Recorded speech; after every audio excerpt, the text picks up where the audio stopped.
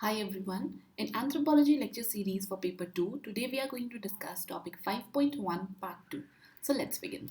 See, in this particular lecture, we are going to discuss all these topics which you are seeing written in blue, and we have already covered the significance of village study along with various value additions and the importance of this topic as a whole, along with some previous year questions in the part 1 of 5.1, right? So those of you who have not watched that 5.1 part 1, please go and see that, and then you can come back to this lecture. All right. So सबसे पहले शुरू करते हैं about the Indian village and social system. So to understand it, first we need to know what is the social system or social structure भी आप उसको कह सकते हो. So basically when you talk about the social system, take it as an example of yourself only. So suppose like you are studying at an institution or like working at some places, so you must have relationship with other people. It may be your colleagues at your workplace, it may be the co-students along with whom you are studying at an institute. There are various other stakeholders along with them that you have certain connections. It may be regarding the food, it may be regarding the laundry or anything, and that forms your social system or the social structure, right? But villages की अगर आप बात करते हो तो villages का social structure और एक अर्बन सेटअप का social structure, there is a certain differences. क्या डिफरेंसेस होते हैं?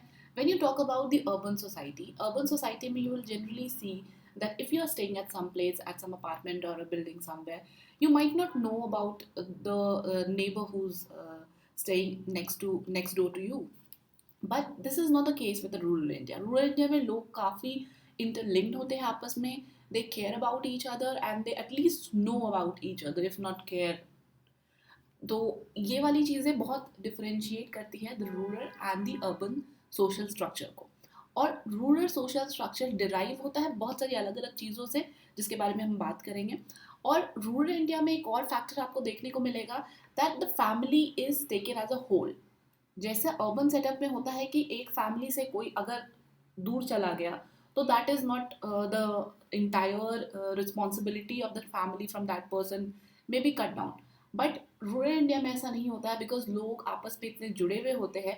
अगर कोई चोर का परिवार माना जाता है वहाँ पे, like somebody who is doing robbery और थेफ्ट एट सम प्लेसेस, तो उसकी फैमिली को भी उसी नज़रिए से देखा जाएगा. दे विल बी ऑस्ट्रसाइज, उनका सोशल जो स्टेटस है वो भी उसी तरीके से डिफाइन होगा. So that is the case with rural India. और ये मैं आपको इसलिए बता रही हूँ so that you can understand it well. आपको ये कहीं डेफिनेशन आई डोंट थिंक पूछा जाएगा, but you should have some idea. और इंडिया में ये सोशल सिस्टम को स्टडी करना क्यों ज़रूरी है? Because as we know in India, अगर आप 2011 के सेंसस को भी देखेंगे तो there is a good amount of people who are living in the rural parts of India. ठीक है, अब आने वाले जो भी सेंसस हो रखे हैं आप उसके अनुसार से ये डेटा अपडेट कर लेंगे. बट या of course the rural India forms the very important part of the Indian society. Now let's see ये सोशल सिस्टम या सोशल स्ट्रक्चर्स के कौन कौन से लाइक फीचर्स होते हैं, या कौन कौन सी चीज़ें होती हैं जो बेसिकली इन सोशल स्ट्रक्चर्स को डिफाइन करती हैं. सो इसमें सबसे पहला है caste system. Now when you talk about all these typical features और essential features, sometimes you may say, तो ये आपको कहाँ से लिखने हैं? तो ये सारी आए हैं आपके विलेज स्टडीज से ही, जो विलेज स्टडीज अलग अलग लोगों ने करी हैं. So here while studying about the features की सोशल स्ट्रक्चर में क्या क्या फीचर्स होते हैं, you will also study about the village studies may be briefly.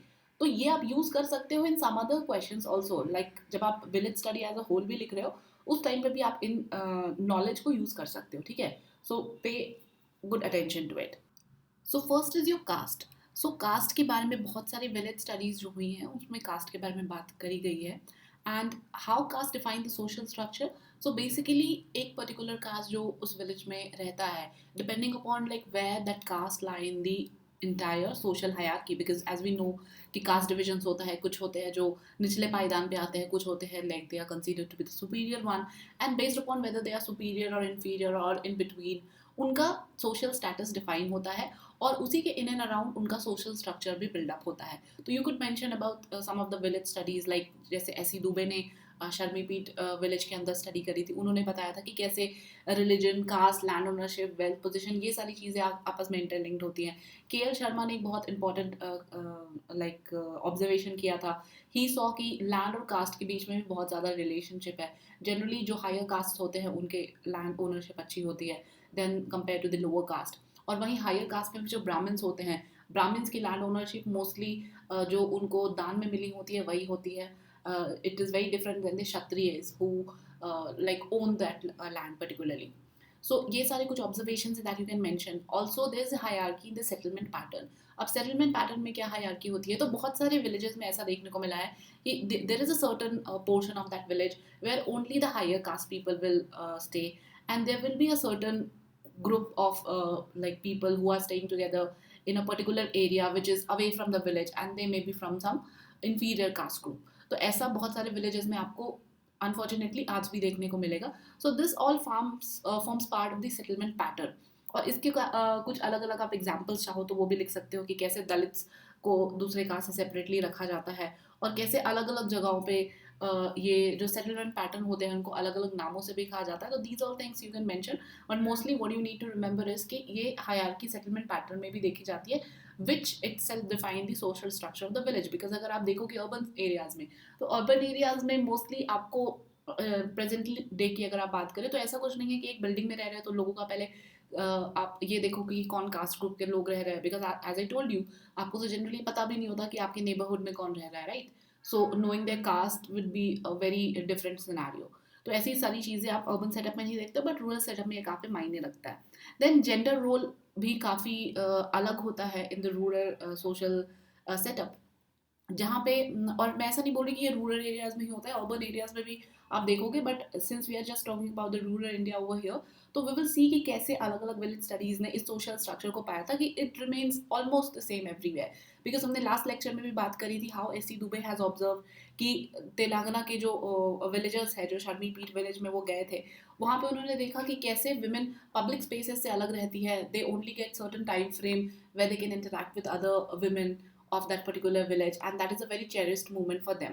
वहीं एम एन श्रीनिवासन में भी देखा कि कैसे वुमेन और मेन का रोल बिल्कुल अलग अलग डिफाइन होता है, और कैसे how the main hold certain power upon the women. तो ये सारी चीज़ें आप मेंशन कर सकते हो कि कैसे जेंडर रोल भी क्लियरली डिफाइन होता है विलेज सोशल स्ट्रक्चर के अंदर। देन रिलीजन भी एक बहुत इंपॉर्टेंट रोल प्ले करता है, बिकॉज कई सारे विलेजेस ऐसे होते हैं where they have their village देवता, ओके। तो ये उस विलेज के सोशल स्ट्रक्चर को डिफाइन करता है, क्योंकि उसी के इन एंड अराउंड अलग अलग फेस्टिवल सेलिब्रेट होते हैं, जो भी उनके ऑस्पिशियस डेज होते हैं वो भी उसी अकॉर्डिंग सेलिब्रेट होते हैं।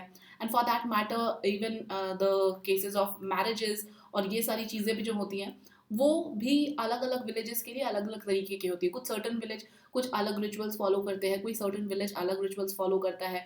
तो ये भी उनके सोशल स्ट्रक्चर का एक बहुत इंपॉर्टेंट पार्ट है, राइट? बिकॉज आप बिहार में जाओगे तो you will generally have to hear this कि गंगा के पार वाले जो लोग हैं उनके कुछ अलग रिचुअल्स होते हैं, जो गंगा के इस पार वाले लोग हैं, मतलब they are telling from their own perspective कि उस पार और इस पार। सो उनके अलग अलग रिचुअल्स होते हैं। तो how these things are defined, these things are defined upon the geographical position on which villages they are living in, and what part of that particular region that village falls into, लाइक Mithila region के अपने अलग कुछ होंगे, Magadh reason के अलग होंगे। तो ये सारी चीज़ें भी बहुत ज़्यादा डिफाइन करती है उस विलेज के सोशल स्ट्रक्चर को, ठीक है। नाउ अब हम ये देखेंगे कि इस सोशल स्ट्रक्चर के अंदर आज के डेट में क्या चेंजेस आ रहे हैं। although many of the things you will find to be like in everywhere in all the villages, हो सकता है कुछ डिग्री में कम हो, कुछ डिग्री में ज़्यादा हो। तो ये क्या क्या चेंजेस हैं जो देखे गए हैं, this is the one and only the caste system is there. Caste system में कुछ चेंजेस आए हैं because compare to the earlier time, अभी डोमिनेंट कास्ट का कंसेप्ट था जो कि एम एन श्रीनिवासन ने दिया था, उसके अंदर उन्होंने बताया था कि कैसे डोमिनेंट कास्ट ने एक मेजर रोल प्ले किया है because of the caste politics also. So that has change the scenario. अब वो विलेज का सोशल स्ट्रक्चर बदल रहा है। पहले जहाँ सुपीरियर कास्ट को ज़्यादा से होता था, अब वैसा नहीं, अभी डोमिनेंट कास्ट का भी सेम हो गया है, राइट? फैमिली स्ट्रक्चर्स में भी बहुत चेंज आया है, मेड बी विलेजेस और दी लाइक अर्बन सेटअप। तो ये चेंजेस भी जो कि एक सोशल स्ट्रक्चर का काफ़ी इंपॉर्टेंट पार्ट है, वो आपको देखने को मिलेगा कि इसमें कुछ बदलाव आए हैं। आप कुछ स्टडीज़ मेंशन कर सकते हैं इसके अंदर, ठीक है। Then power structure, of course power structure ये डोमिनेंट कास्ट से ही डिराइव्ड है, तो this is a kind of repetition you could say. Marriage rules में भी बदलाव आया है। पहले विलेजेस में तो if you just marry outside the caste तो you will be definitely thrown out of the village, but आज के डेट में ऐसा नहीं होता है। बहुत सारे जगहों पे आप देखेंगे चेंजेस आ रहे हैं। The people who are moving out of their villages, they are getting married outside and they are readily accepted inside the village as well, okay. Gender role में भी काफ़ी बदलाव आया है। वुमेन एक बहुत इंपॉर्टेंट रोल प्ले करने लगी है in the economic sphere, and because of this change in the economic sphere, और जैसा कि आपने आपके जीएस के अंदर भी पढ़ा होगा that the role of women or the participation of women in the economic activity is more in the rural areas compared to the urban setup, and because of which this gender role has changed a lot in the social structure of the villages. और जजमानी system वगैरह, या आप जजमानी system specifically ना mention करना चाहती हूँ से the like old rituals, इसमें भी बहुत बदलाव आए हैं। पहले बहुत सारे अलग अलग रिचुअल्स होते थे, वो आज के डेट में विलेजेस में आपको देखने को नहीं मिलेंगे। There are more of in practicality that is being followed. तो ये सारी चीज़ें आप मेंशन कर सकते हो in the changes of the Indian village social structure, alright. Now suppose अगर आपको क्वेश्चन पूछ लिया जाए कि विलेज स्टडीज ने कैसे कंट्रीब्यूट किया है in understanding the Indian social system, so what we have studied till now will be sufficient for you to answer all these, but here I just like mentioned it for some of you to have a better understanding, a clarity कि आपको present कैसे करना है। So basically अगर ऐसे questions पूछे गए तो वी ऑल्सो नो कि आपको शुरू कैसे करना है, स्ट्रक्चर क्या होना चाहिए। तो विलेज स्टडीज के बारे में आप थोड़ा बहुत बता दोगे, देन आप सोशल सिस्टम क्या होता है उसके बारे में बता सकते हो। Then here you what you need to do, जो हमने अभी यहाँ पे किया है, ये देखा है कि चेंजेस क्या है और सोशल स्ट्रक्चर क्या क्या चीज़ें फीचर्स होते हैं उनके। तो अब विलेज स्टडीज़ ने कैसे कंट्रीब्यूट किया, तो बेसिकली सोशल स्ट्रक्चर के जो फीचर्स थे उनको समझने में। तो फीचर्स क्या क्या रहे थे, आपकी कास्ट सिस्टम थे, तो कास्ट सिस्टम के अंदर कौन कौन से स्टडीज़ हुए थे, विलेज स्टडीज़ हुए थे। तो हमने पहले भी मेंशन किया, यहाँ पे कुछ एक्स्ट्राज मेंशन है, तो आप इनमें से भी कोई लेके लिख सकते हो, ठीक है। देन जजमानी सिस्टम भी एक बहुत इंपॉर्टेंट फैक्टर है आपका, तो उसको भी आप मेंशन कर सकते हो। और जजमानी सिस्टम के बारे में आपने पढ़ भी रखा है, तो यू वेरी वेल नो कि विलियम एच वाइजर के बारे में आपको यहाँ लिखना ही लिखना है। तो this is just for you as an example that how you can utilize all the knowledge which you have gained in answering a question, ठीक है। बिकॉज पेपर 2 का सबसे बड़ा फायदा यही है that you are studying the same thing again and again. Paper 1 में जैसा था, like every chapter comes with a very new concept, here every chapter is not coming up with an entirely new concept, but gives you an opportunity कि आप अपनी पहले की knowledge को भी यूटिलाइज कर सकते हो, ठीक है। तो this also checks like how active and well versed you are with the subject. तो अब यही सारी चीज़ें देखो, वही है सेटलमेंट पैटर्न कैसे है, फैमिली में क्या चेंजेस आए हैं, आपको वही सारी चीज़ें लिखनी है। Just you need to pick up the names, the village studies which is being done, और जैसे जैसे आप ये एक दो बार रिवाइज करोगे आपको विलेज स्टडीज़ भी आराम से याद हो जाएंगी। एक क्वेश्चन पूछा गया था previous yearly peace in society in India के बारे में, तो I am not discussing it out rightly over here because unnecessarily ये लेक्चर को लंबा कर देता है। So peace in society in India के बारे में आप चाहो तो वहाँ से पढ़ लेना नोट्स के अंदर, ठीक है। Now traditional and changing pattern of the settlement and intercaste relation, यानी कि ये सेटलमेंट पैटर्न्स कैसे चेंज हो रहे हैं with the intercaste relations, okay. तो हम इसके बारे में पढ़ेंगे।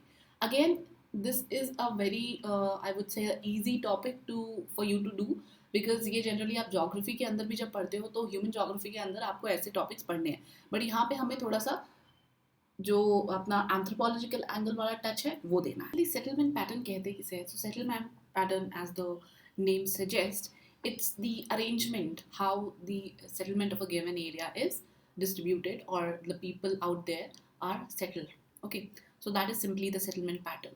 अब ये किस किस बेसिस पे डिफाइन हो सकता है, तो अगर आप सिंपली भी सोचने की कोशिश करें तो इसमें बहुत सारे फैक्टर्स होते हैं जो रोल प्ले करते हैं कि किसी एक पर्टिकुलर एरिया में सेटलमेंट होगा या नहीं। आज के डेट में अगर आप देखो अर्बन एरियाज़ की अगर हम बात करते हैं, तो अगर प्रॉपर वाटर सप्लाई नहीं हो, प्रॉपर ड्रेनेज नहीं हो, तो आपको उस एरिया में सेटलमेंट देखने को नहीं मिलेगा। Of course here we are not talking about the slum areas, but rural areas की जब आप बात करो तो apart from like the basic necessities like कि वहाँ पे वो पानी पीने की फैसिलिटी है या नहीं, there are other factors like कि वो जो एरिया है वहाँ की लैंड होल्डिंग पैटर्न्स कैसे है, सोशल ऑर्गेनाइजेशंस कैसे है, इकोनॉमिक कंडीशंस कैसे हो सकते हैं। अगर वहाँ लैंड उपजाऊ ही नहीं है तो आपको उसके आसपास सेटलमेंट देखने को नहीं मिलेगा, particularly in rural area. But urban areas के लिए ये मैटर नहीं करता है कि वो पर्टिकुलर जगह वो उपजाऊ है या नहीं, बट विलेजेस के लिए ये बहुत मैटर करता है, राइट। सो अगर आप इसको ब्रॉडली कैटेगराइज करना चाहें कि कौन कौन से फैक्टर्स होते हैं जो रूरल इंडिया में या रूरल एरियाज में डिफाइन करते हैं कि वहाँ सेटलमेंट होगी या कैसी होगी, तो दैट इज़ योर टोपोग्राफी, यानी कि वो एरिया कैसा है, हिली है या बिल्कुल मैदानी इलाका है, वहाँ की वेदर कंडीशंस कैसी हैं, सॉइल किस टाइप का है, ये भी एक बहुत बड़ा इंपॉर्टेंट फैक्टर होता है वहाँ के सेटलमेंट पैटर्न को डिफाइन करने का। वाटर अवेलेबिलिटी कैसी है, land holding, social organization, economic condition, और these common infrastructure like road, temple etcetera. तो ये तो कहीं ना कहीं आप इग्नोर भी कर दोगे, ठीक है, बिकॉज आज के डेट में अभी अगर आप बहुत सारे गांव ऐसे हैं इंडिया में जहाँ पे प्रॉपर रोड फैसिलिटी नहीं है, स्पेशली जब आप ट्राइबल विलेजेस की बात करते हो, लाइक बस्तर रीजन जो छत्तीसगढ़ में आपको मिलेगा, मोस्टली द माविस्ट अफेक्टेड एरियाज, वहाँ के जो विलेजेस हैं उनमें आपको ये इंफ्रास्ट्रक्चर वाली चीज़ें देखने को नहीं मिलेंगी, but yet there are good number of tribal people staying out there, that is another case. But या ब्रॉडली अगर आप कैटेगराइज करें तो आपको ये फैक्टर्स देखने को मिलेंगे इन defining a particular settlement pattern. तो अब ये settlement patterns, since I told you कि आपको थोड़ा एंथ्रोपोलॉजिकल एंगल से करना है, बट ये पार्ट ह्यूमन जोग्राफी का ही है, तो इसके अंदर आपको ये विलेज स्टडीज़ के अंदर ये सेटलमेंट पैटर्न स्टडी किसने किए थे उनके नाम ज़रूर आप मेंशन कर देना, that will give a good understanding for the like examiner कि वो आप जो भी लिख रहे हो तो उनको पता रहेगा कि अच्छा आपको पता है विलेज स्टडी से ही आपने ये निकाला है, ठीक है। तो रेक्टेंगुलर पैटर्न, अब रेक्टेंगुलर पैटर्न क्या होता है ये आपने पहले भी पढ़ा हुआ, रेक्टेंगुलर पैटर्न वही जहाँ पे आपको वो जो सेटलमेंट है वो रेक्टेंगुलर लाइक दिस, ठीक है। अब इसमें क्या होगा कि अलग अलग लोगों की अलग अलग जगह होगी, ये जो इन्फ्लुएंशियल लोग होंगे लाइक जमींदार and all, they will be staying at the middle, वहीं जो जमींदार और उनसे रिलेटेड लोग हैं वो उसके आसपास दिखेंगे, और आउटस्कर्ट्स पे आपको जो अदर कास्ट ग्रुप्स है वो देखने को मिलेंगे, ठीक है। तो this is your rectangular pattern. Then linear pattern भी होता है, तो ये आपको वैलीज के इन एंड अराउंड देखने को मिलता है। देन सेमी सर्कुलर और सर्कुलर पैटर्न्स होते हैं, तो I am not going deeper into it because ये आप ऑलरेडी ज्योग्राफी में पढ़ चुके हो। Then star shape, triangular pattern, nebular pattern, compact settlement, ये सारी चीज़ें आपको देखने को मिलेंगी, और सेमी कॉम्पैक्ट भी होता है तो वो भी आप याद रख सकते हो। Then there is one dispersed settlement आपको हिली एरियाज में देखने को मिल सकता है। देन देन ये जो सेटलमेंट पैटर्न्स है ये आपके उस पर्टिकुलर रीजन के कहीं ना कहीं कल्चरल डाइवर्सिटी और इन सारी चीज़ों को भी दिखाते हैं। फॉर एग्जाम्पल जैसे उड़ीसा, बिहार, वेस्ट बंगाल में कहीं कहीं पे आपको देखने को मिलेगा that two houses are sharing a common wall, ठीक है। ऐसा दिल्ली में भी ऑफ कोर्स आपको देखने को मिलेगा, बट जनरली लोग जानबूझ के ऐसा बनाते हैं, so they kind of an share some solidarity. अगर एक घर में कुछ बुरा होता है तो दूसरा घर भी उससे उतना ही इफेक्टेड होता है, अगर किसी के यहाँ खुशी होगी तो दूसरा घर भी उतना ही खुश होगा, उनकी खुशियों में खुश होगा, because they share a common wall and this is a kind of an share solidarity, उनके टुगेदरनेस का एक सिंबल मान सकते हो। तो वो सारी चीज़ें आप मेंशन कर सकते हो that how this settlement pattern also show certain diversity और दी कल्चरल एस्पेक्ट्स, ठीक है। देन ट्रेडिशनल विलेजेस जो स्टडी किए गए थे, लाइक एंड्री पेटेले ने श्री रामपुरम में जो विलेज स्टडी करी थी उसमें उन्होंने देखा था, ये हमने जस्ट अभी थोड़ी देर पहले भी बात करी है, कि कैसे जो अपर कास्ट लोग हैं उनके घर एक एरिया में होते थे, वहीं जो अनक्लीन कास्ट या इन्फीरियर कास्ट माने जाते थे उनका बाहर हुआ करता था, लाइक उनका सेटलमेंट पैटर्न उनके घर बाहर हुआ करते थे। तो this is also part of an cultural aspect of the settlement pattern. तो ये आप जब सेटलमेंट पैटर्न के बारे में देख रहे हो तो ये एक दो केस स्टडीज वगैरह जरूर मेंशन करना। Now, agrarian relation in Indian villages. So when we talk about the agrarian relation in Indian villages, तो इसे हम तीन पार्ट्स में पढ़ेंगे। One is your pre-colonial phase, then your colonial phase and the post-colonial phase. Because जब आप देखेंगे agrarian relation यानी कि Indian villages में agricultural societies और farmers इन सब के लाइफ में कैसे कैसे changes आए हैं, तो they have not remained the same. There were differences before the colonial era, then colonial era में कुछ चीज़ें हुई, देन पोस्ट कॉलोनियल एरा में भी कुछ चेंजेस हुए, और पोस्ट ग्लोबलाइजेशन भी ऑफ कोर्स चेंजेस आए हैं, but here we will stick to the post colonial.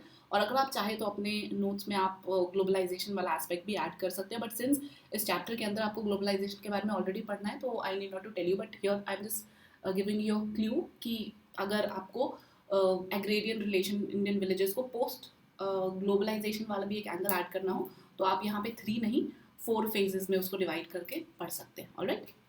अब क्विकली इन फेजेस के फीचर्स को देख लेते हैं। तो सबसे पहले अगर आप प्री कॉलोनियल एरा की बात करते हैं, सो pre colonial era you can think about like Gupta's period, चलो उतनी दूर भी नहीं जाते, मुगल्स की बात कर लेते हैं। मुगल्स पीरियड में भी यू हैव सीन कि कैसे जो लैंड का कंट्रोल है वो किंग के पास हुआ करता था, and the entire land revenue was being given by two the king, right. तो वहाँ पे प्राइवेट प्रॉपर्टी ऐसी कुछ नहीं होती थी, all the properties were in possession of the king, और कुछ कम्युनल होल्डिंग्स भी हुआ करती थी, राइट। बट ऐसे कोई प्राइवेट प्रॉपर्टी का कंसेप्ट उस टाइम पे नहीं हुआ करता था, specially when you talk about the pre colonial era, right. और उस टाइम पे जो स्टेट है वही सारी चीज़ें लाइक इरिगेशन या कोई भी हाइड्रोलिक वर्क है, ये सारी चीज़ें कंट्रोल करता था। All these things you must have study in the history, right. तो इस तरीके से आप प्री कॉलोनियल एरा के एग्रेरियन स्ट्रक्चर या एग्रेरियन सोसाइटी को देख सकते हो। Now when you talk about the agrarian structure of the British Raj और द कॉलोनियल पीरियड, तो उस टाइम पे हमें पता है कि लैंड रेवेन्यू सिस्टम होता था। तो इस लैंड रेवेन्यू सिस्टम में जब आप बात करते हो प्रोमिनेंटली, तो तीन आपको देखने को मिलते हैं। One is your permanent settlement, then your ryotwari, then the mahalwari. तो परमानेंट सेटलमेंट के अंदर क्या होता था, जमींदार को इंटरमीडिएटरी बनाया गया था, बट वो भी अच्छे से काम नहीं किया गया। Then there was another system that is known as the ryotwaris, जहाँ पे जो किसान थे डायरेक्टली उनसे ही डील किया जाता था। देन द महालवाड़ी सिस्टम, जिसके अंदर एक जो विलेज हेडमैन होता था, उसमें जो आज की डेट में lambardars, like this mahalwari system was very prominent in the parts of Punjab, Haryana. और आज भी अगर आप पंजाब हरियाणा में जाएंगे तो वहाँ पे आपको लंबरदार्स देखने को मिलेंगे, which were somewhere influenced by this mahalwari system, you can say. So ये लैंड रेवेन्यू सिस्टम था, that was the very important part. Then you have the commercialization of agriculture, जहाँ पे उनको फूड क्रॉप्स की जगह पे कैश क्रॉप्स, इंडिगोज, इनको उगाने के लिए फोर्स किया जाता था। Then the commodification of land, because land has become a very good like thing to grab on. जो आपके मनी लेंडर्स थे, वो जो छोटे किसान हुआ करते थे, अगर वो टैक्सेस नहीं पे कर पाते थे तो ऑटोमेटिकली उनकी ज़मीन चली जाती थी।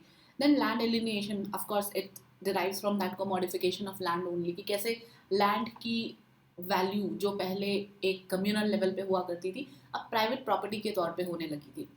So after independence you can से द पोस्ट कॉलोनियल फेज में फिर क्या हुआ। तो पोस्ट कॉलोनियल फेज में हम देखते हैं कि there was a land reform system, right.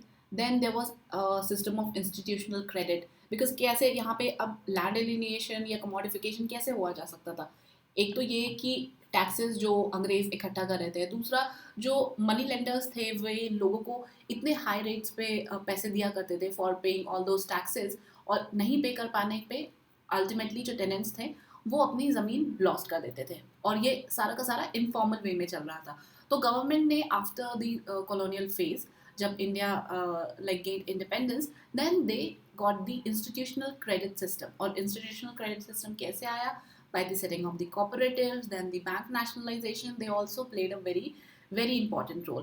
Then we have the Green Revolution during the 1960s, which changed the entire scenario of the Indian agriculture. We have become surplus in the food production.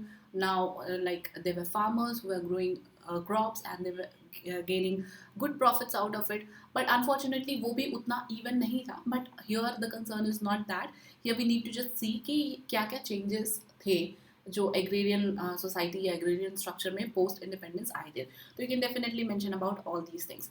Now talking about the anthropological perspective, ये तो हमने देख लिया, थोड़ा सा हमने history जान लिया, बट अब हम ये देखते हैं कि ये सारे जो फेजेस थे इनका अल्टीमेटली जो इम्पैक्ट था वो एग्रेरियन रिलेशंस पे क्या हुआ, मतलब विलेज स्टडीज में क्या पाया गया। So of course all the village studies which we are seeing here is after the colonial phase. तो ये ओवरऑल आप मान सकते हो जो विलेज स्टडीज थी, they were the you can say the end result of all these three phases, कि इन तीनों phases के गुजरने के बाद present day agrarian relation कैसा है। तो हम इसको एक बार briefly देख लेते हैं। So basically there were various studies, and one among those was done by the PC Joshi during 1971. So what he found was कि there is a change in the agrarian social structure। अभी social structure में change क्या आया था? तो पहले जहाँ पे जमींदार द फ्यूडल लैंडलॉर्ड्स हुआ करते थे, आज के डेट में ये कहीं ना कहीं कमर्शियल एग्रीकल्चर से रिप्लेस हो गया है। यहाँ पे आपको एक रिच क्लास ऑफ पीसन देखने को मिलेगा which is getting benefited from the green revolution, and इस तरीके से एग्रीकल्चर का कमर्शलाइजेशन हो चुका है, राइट। अब यहाँ पे कमर्शियल बेसिस पे फार्मिंग होती है, and there commercial farmers, big farmers. तो इस टाइप का सोशल डिविजन्स देखने को मिला है कि कुछ लोगों को बहुत फायदा हुआ and some people were not being able to get that benefit. Now there was another study by the K L Sharma during 1980s. इन्होंने ये देखा कि यहाँ पे सोशल मोबिलिटी तो हो रही थी, बट ऐसा ज़रूरी नहीं था कि social mobility always positive direction में ही हो रही थी. कुछ ऐसे भी पहले जमींदार लैंडलॉर्ड्स थे who has become powerest now, तो उन्होंने अपनी ज़मीन खो दी है. That could be of like any of the reasons कि उनके जो भी आगे सक्सेसर्स थे they were not being able to take it forward, वो उसको अच्छी तरह से नहीं रख पाए होंगे या उनकी ज़मीनें चली गई होंगी. There could be various reasons. But after all these phases there was a case कि कुछ जो गरीब किसान थे they have now become the rich peasants because उन्होंने जो ग्रीन रेवोल्यूशन था, लैंड रिफॉर्म था, उनका फ़ायदा उन तक पहुंचा है. लेकिन कुछ ऐसे भी हैं जिन तक इन सारी चीज़ों का फ़ायदा नहीं पहुंच पाया and they are still lagging behind. Krishna Mukherjee in his work the dynamic of rural society in 1957, इन्होंने एक बहुत इंपॉर्टेंट चीज़ के बारे में बात की है that you could relate even now days also, which is landlessness. कि बहुत सारे ऐसे हमारे देश में फार्मर्स हैं who are small farmers, marginal farmers. Big farmers आपको बहुत कम देखने को मिलेंगे, और जो नंबर ऑफ एग्रीकल्चरल लेबरर्स है या जो वेज लेबरर्स है that is increasing every day. So these are all the byproducts of whatever has been done during the past. Okay. Now talking about the impact of globalization on Indian villages. तो see again इसके अंदर भी मैं यहाँ पे आपको कुछ explain नहीं करने वाली हूँ because ये normal सी चीज़ें हैं and whatever you need to know is already being mentioned here. And now it depends like how do you read and interpret, because अगर सारे लोग एक ही चीज़ लिखने लगे तो you're not going to get good marks, right? So firstly you need to go through the notes, understand it, and try to figure it out some more case studies from your own side so that you can differentiate amongst other. Because ये जो topics है ना, impact of globalization, impact of westernization on family, या आपके paper one में बहुत सारे हैं कि women पे क्या असर पड़ा है, family पे क्या असर पड़ा है. These are very generic topics but you have to differentiate in all these topics. तो यहाँ पे आपको थोड़ा एक extra effort करना पड़ेगा, and for that extra effort I'm leaving to you that आप वो कैसे डालते हो. But you can definitely use whatever is been given in the note, but I suggest कि आप अपनी तरफ से भी कुछ उसमें ऐड करो. Okay, and this is it with the topic 5.1. Thank you so much.